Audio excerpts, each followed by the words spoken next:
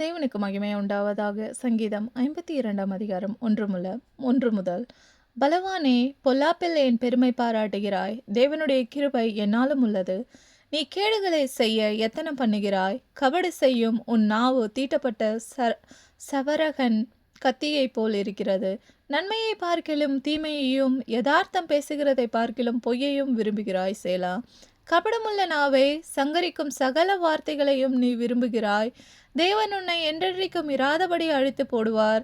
அவர் உன்னை பிடித்து உன் வாசஸ்தலத்திலிருந்து பிடுங்கி நீ ஜீவனுள்ளோர் தேசத்தில் இராதபடிக்கு உன்னை நிர்மூலமாக்குவார். சேலா. நீதிமான்கள் அதை கண்டு பயந்து அவனை பார்த்து நகைத்து, இதோ தேவனை தன் பலனாக எண்ணாமல் தன்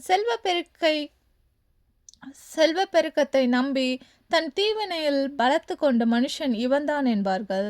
நானோ தேவனுடைய ஆலயத்தில் பச்சையான ஒலிவ மரத்தைப் போல் இருக்கிறேன்.